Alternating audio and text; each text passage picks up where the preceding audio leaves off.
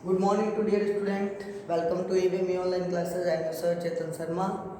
Okay बच्चों, हमारा जो क्लास 9 था according to the NCERT science subject में जो चैप्टर नंबर सेकंड है उसका नाम है is matter around the pure.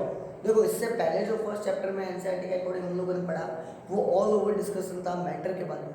तो मैटर क्या है, मैटर के कैरेक्टरिस्टिक्स क्या होते हैं, मैटर के बारे में ओल्ड कंसेप्ट क्या है, मैटर के बारे में मॉडर्न कंसेप्ट क्या है, मैटर की फिजिकल प्रॉपर्टी क्या होती है, मैटर की केमिकल प्रॉपर्टी क्या होती है, solid liquid gas plasma BC ये सब क्या होते हैं, उनके बारे में हम लोगों ने पढ़ा था. और साथ में हम लोगों ने उसके स्टेट चेंजेस के बारे में पढ़ा था कि किस तरह से मैटर की स्टेट वेरिएबल होती है, वो एक स्टेट में नहीं रहती, सॉलिड से लिक्विड, लिक्विड से गैस.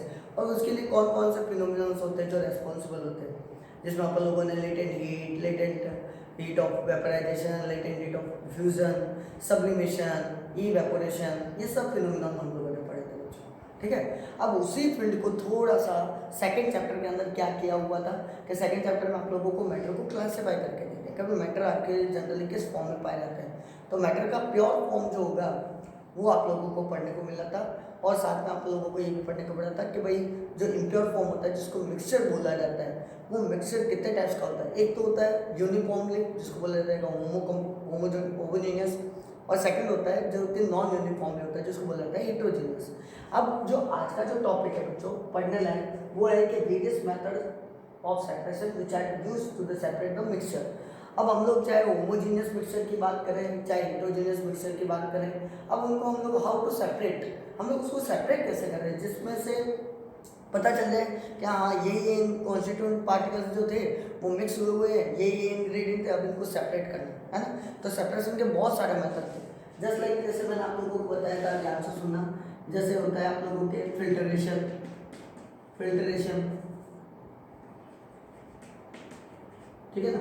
फिर उसके बाद में होता है सीविंग.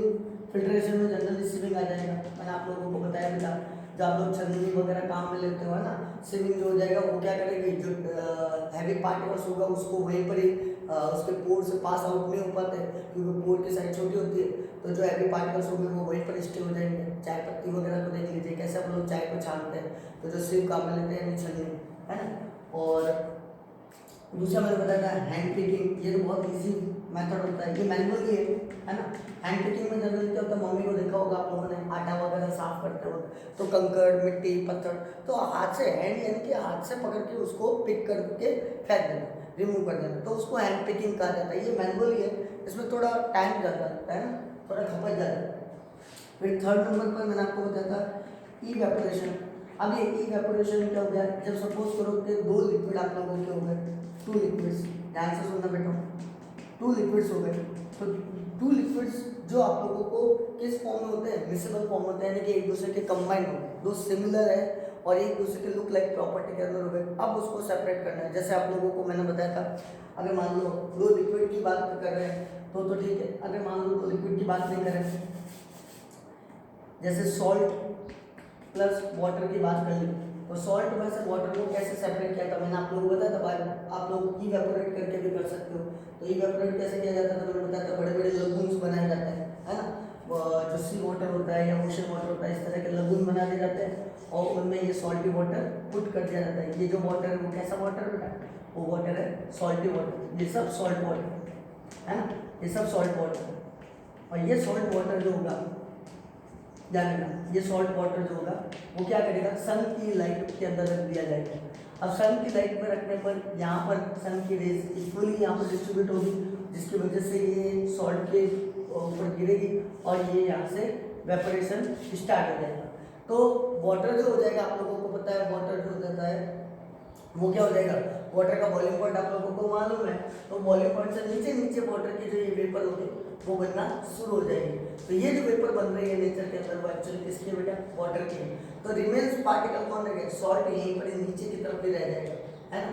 तो सॉल्ट इस तरह से सॉल्ट और वाटर को सेपरेट कर सकते हैं by the process of evaporation. और इवेपोरेशन एक तरह का आप लोगों को मैंने बताया था सरफेस फिनोमेनन होता है जो मैंने आप लोगों को पहले डिस्कस करके बता दिया था. ठीक है. उसके बाद में अगर बात करें तो नेक्स्ट आज जो बात करेंगे हम लोग बात करेंगे separating of to immiscible liquid, आज हम लोग दो इमिसिबल लिक्विड की बात करेंगे, इमिसिबल लिक्विड, ठीक बच्चों, दो इमिसिबल लिक्विड्स की बात करेंगे। अब ये दो इमिसिबल लिक्विड्स हो क्या गए उसको देख लेते हैं, है ना।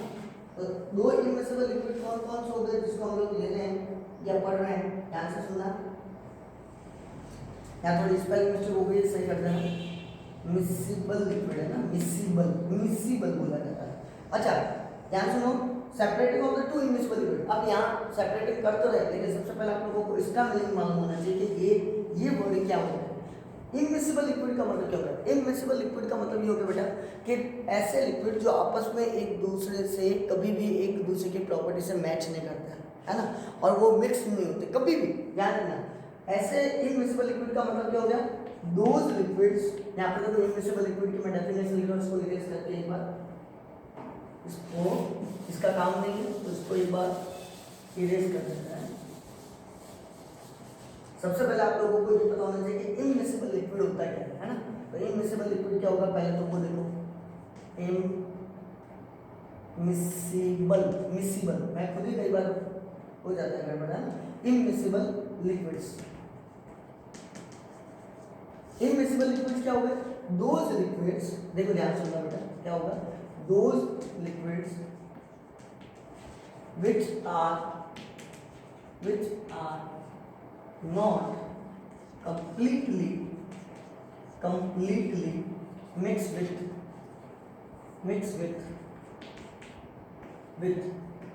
each other, यानी कि वो एक दूसरे के साथ में कभी भी completely मिक्स नहीं होते due to their different physical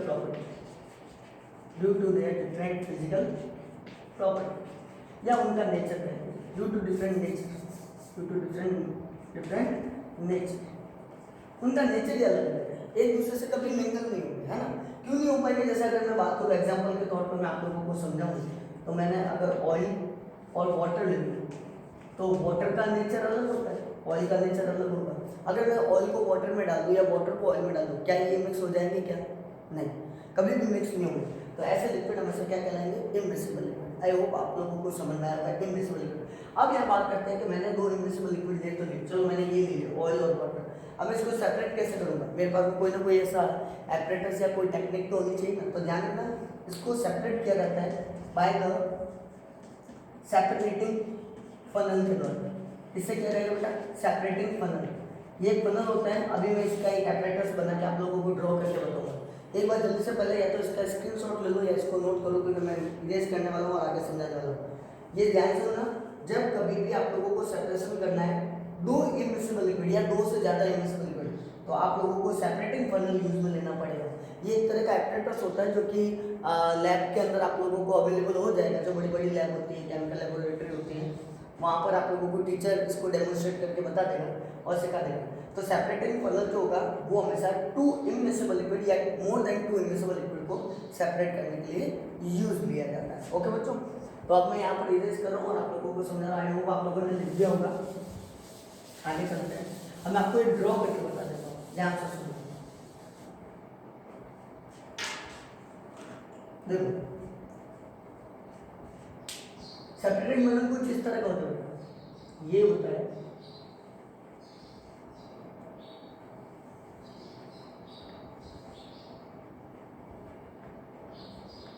यहाँ पर एक कॉर्क लगा हुआ होता है। क्या लगा होता है? कॉर्क, ठीक है ना। ये कॉर्क, सॉरी कॉर्क नहीं होती, ये कैप होती है। कॉर्क यहाँ पर डाल देते हैं ऊपर की तरफ। अब यहाँ पर क्या किया जाता है? सबसे पहले इनपुट किया जाता है ऐसे लिक्विड जो कि कभी भी मिक्स नहीं होते, यानी कि इमिसिबल लिक्विड्स को यहाँ पर डालते हैं। इमिसिबल लिक्विड्स को यहाँ पर डाल दिया जाएगा। सपोज करो कि मैंने यहाँ पर इमिसिबल लिक्विड डाल दी, ऑयल एंड वाटर डाल दिया, ठीक है। तो ऑयल और वाटर यहाँ पर डाल देते हैं। कहाँ पर डाल दिया? यहाँ पर डाल दिया। तो ऑयल और वाटर यहाँ पर डाल दिया इसके अंदर, है ना। एक प्रॉपर एडुकेट अमाउंट के अंदर मैंने इसको डाल दिया यहाँ पर। अब ये सेपरेटिंग फनल क्या करेगा? ध्यान से सुनना बच्चों, ये सेपरेटिंग फनल क्या करता है? यहाँ पर लेयर बना देता है और यहाँ पर एक मैंने नीचे एक अनदर वेसल रख दिया, ठीक है ना। अब यहाँ पर क्या होगा? आप लोगों को पता है कि इसका जो प्रिंसिपल होता है, सेपरेटिंग फनल का जो प्रिंसिपल ये होता है, इसका सिद्धांत, ये मशीन इस पर काम करती है कि इन दोनों की प्रॉपर्टी अलग अलग, इनका नेचर अलग अलग है। तो आपको मालूम है जो ऑयल जो हो जाएगा वो क्या हो जाएगा? Oil is less denser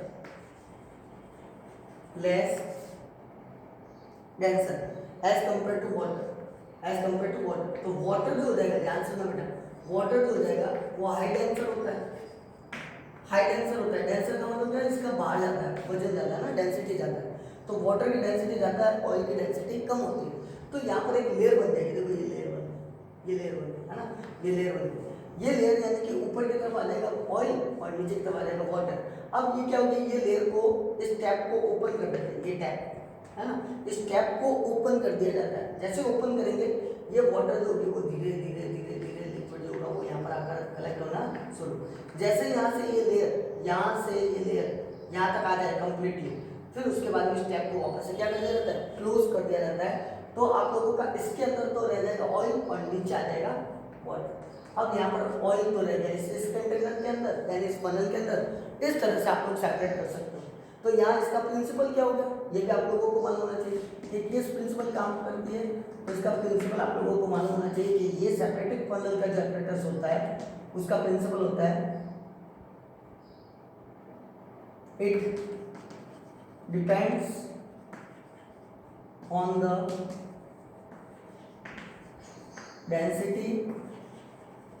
densities of two different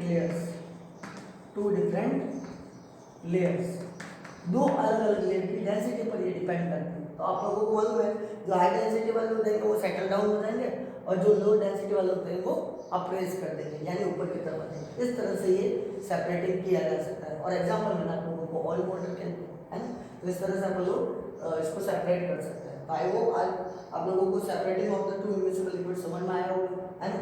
अब उसके बाद में आगे की तरफ बात करते हैं। अगर मान लो मेरे पास में कुछ ऐसे हो गए कि जो लिक्विड को मुझे सेपरेट करना है ना, कुछ लिक्विड को मुझे सेपरेट करना है। जैसे मुझे मान लो मैंने आप लोगों को दिया है, ध्यान से सुनना, मेरे पास में एक इनसॉल्युबल मटेरियल है जो कि मुझे लिक्विड से सेपरेट करना है। इनसॉल्युबल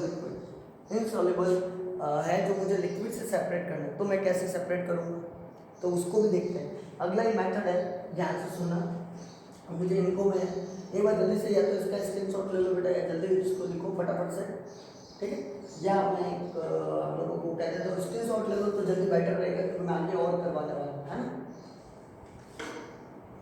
चलो, आई होप आप लोगों ने ले होगा। अब मैं नेक्स्ट आप लोगों को मेथड बताता हूँ। 4 मेथड आप लोगों के कंप्लीट हो गए। नेक्स्ट मेथड की बात करते हैं।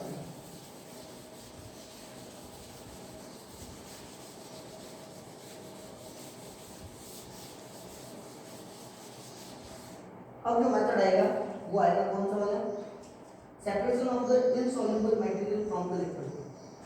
अपना फिफ्थ जो हो जाएगा वो कौन सा हो जाएगा, सॉरी ये सिक्स्थ है ना, सिक्स्थ है आप लोगों का, वो हो जाएगा separation of insoluble material from liquid. ठीक है बच्चों, तो ध्यान से सुनो। आप लोगों का जो मटेरियल जो है वो इनसॉल्युबल है, यानी वो डिसॉल्व नहीं हो रहा है। किसमें नहीं डिसॉल्व हो रहा है, उस लिक्विड में। आपके पास में जो पर्टिकुलर लिक्विड दे रखा है उसके अंदर वो डिसॉल्व नहीं होगा। तब आप लोगों के पास में कौन सा सजेस्टिव मेथड रहेगा, तो ध्यान सुना। इसके लिए जो सजेस्टिव मेथड होता है उसको बोला जाता है सेंट्रीफ्यूज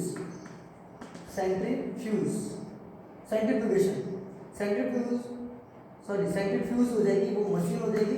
सेंट्रीफ्यूज तो वो मशीन हो जाएगी जिससे आप लोग ये सेपरेट करेंगे, और इस प्रोसेस को बोला जाएगा सेंट्रीफ्यूगेशन। क्या बोला जाएगा, सेंट्रीफ्यूगेशन। अब इसमें होता क्या है बच्चों, जनरली ये आप लोगों को बड़ी बड़ी लेबोरेटरी में देखने को मिल सकती है, लेकिन घर पे नहीं मिलेगी। घर पर आप लोगों को इसका एक दूसरा फॉर्म देखने को मिलेगा। ये तो आप लोगों को लैब में देखने को मिल सकती है, ठीक है ना, लेकिन ये आप लोगों को इसका जो होम में आप लोगों को देखने को मिलेगा घर में, उसको चर्नल कहते हैं। क्या कहते हैं, चर्नल, ठीक है ना, जिससे मिलोना वगैरह करते हैं। तो आप लोगों को घर पे जो देखने को मिल रहा है यही सेम मेथड है, लेकिन नाम चेंज हो गया, वहाँ पर मशीन का नाम चेंज हो गया, वो हो गया चर्नल। और सेंट्रीफ्यूगेशन मशीन जो होगी वो आप लोगों को लैब में देखने को मिल सकती है। सॉरी, यहाँ पर नहीं लिखना था, ये मशीन आप लोगों को लैब में देखने को मिल सकती है ना। अब यहाँ पर देखो, अब इसमें जनरली होता है क्या है, सेम कोड का वही प्रिंसिपल होगा। अब इसमें होता है क्या बच्चों, देखो प्रिंसिपल क्या हो गया, देखो यानी इसका सिद्धांत, ये मशीन किस पर काम करती है, सेंट्रीफ्यूज मशीन किस पर काम करेगी। अगेन कोई light separation of two different particles on the nature of their different densities, क्योंकि उनकी डेंसिटीज क्या हो गई, अलग अलग हो गई। अब इसमें होता क्या है, देखो higher density substances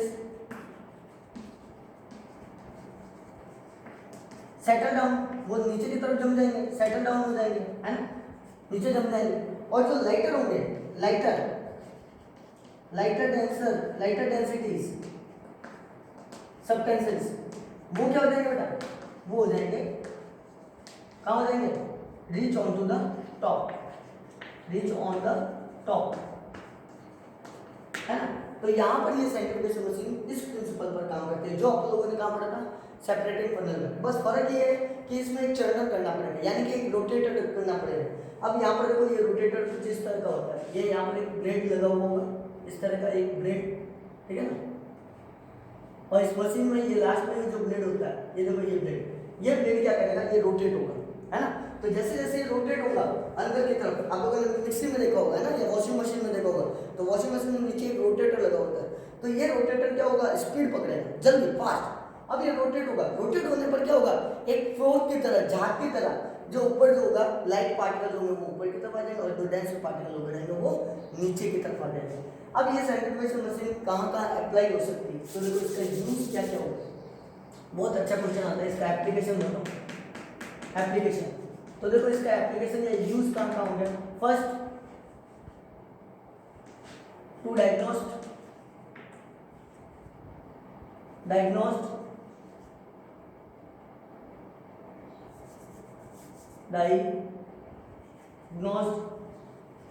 of urine and blood sample. आप लोगों ने देखा होगा, जो आप लोगों के पास में डॉक्टर कहता है कि भाई जाओ आपका ब्लड सैंपल लेकर आओ, या जो आप लोगों का यूरिन टेस्ट करवा के लेकर आओ।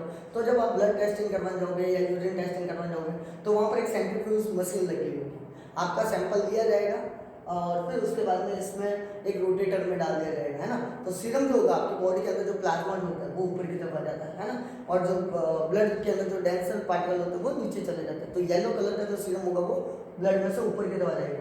तो ये डायग्नोस करने में भी काम आता है ना। और दूसरा काम आ जाएगा वॉशिंग मशीन में, यूज इन वॉशिंग मशीन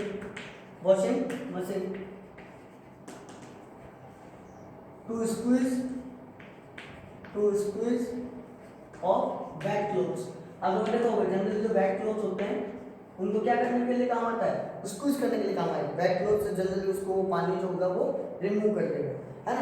तो ये इसके सेंट्रीफ्यूगेशन मशीन के एप्लीकेशन हो गए। और भी बहुत सारे हैं, जैसे मैं आप लोगों को एक और बता दूँ, हाँ एक और बता देता हूँ, ये इरेज करके यहाँ पर देखो एक और क्या हो गया। आप लोगों ने जनरली आप लोगों ने देखो चर्नर देखा होगा, है ना। चर्नर गाँवों में ज़्यादातर होता है, या आप लोगों ने डेयरी वगैरह में देख लो। तो डेयरी इंडस्ट्री में क्या होता है, यूज इन डेयरी इंडस्ट्री, जो डेयरीज वगैरह होती है, डेयरीज इंडस्ट्रीज होती है, यानी मिल्क इंडस्ट्री। अब ये डेयरीज इंडस्ट्रीज क्या करती है, milk separate butter from milk से बटर को सेपरेट करना है, बटर फ्रॉम मिल्क। अब देखा होगा ना दूध से बटर बनाते हैं, तो दूध से बटर बनाते हैं तो उसके लिए सेंट्रीफ्यूज मशीन यूज में लेते हैं डेयरी वाले, है ना। तो डेयरी इंडस्ट्री में आप जनरली इसको यूज लेते हैं। और आप लोगों के देखा होगा कि भाई बटर मिल्क बनाया जाता है, फॉर्म द बटर मिल्क, छाछ वगैरह है ना, बटर मिल्क। तो बटर मिल्क भी ऐसे बनती है, और फॉर्म बटर मिल्क, और बटर भी ऐसे बनाया जाता है। क्रीम, है ना, सेपरेट क्रीम फ्रॉम मिल्क से क्रीम भी सेपरेट इसी तरह से की जाती है ना। तो ये सब आप लोगों के इसके क्या होता है बेटा, जनरल यूजेस हो गए, ये एप्लीकेशन हो गए। मैंने आप लोगों को प्रिंसिपल बता दिया, इसका कैसे प्रोसेस होता है, रोटेटर होता है, वो सब बता दिया। प्रिंसिपल सेपरेटिंग वाला पजल की तरह ही इसका भी होगा। नेक्स्ट वीडियो में हम लोग सब्लिमेशन और आगे और भी कुछ प्रकार के डिस्टिलेशन या फ्रैक्शनल डिस्टिलेशन इस तरह के मेथड्स के बारे में डिस्कस करेंगे। आई होप आज का वीडियो आप लोगों को समझ में आया होगा। नहीं समझ आए एक बार शुरुआत से रिवाइंड करके देखना, सारी चीज़ क्लियर हो जाएगी। कुछ चीज़ें आप लोगों ने पढ़ रखी है तो ईजी है समझना, है ना। सेविंग वगैरह हो गया, हैंड पिकिंग हो गया, ये हमने जूनियर क्लासेस में पढ़ रखा है। ओके, आई होप आज का वीडियो आप लोगों को समझ में आया होगा। Thank you so much.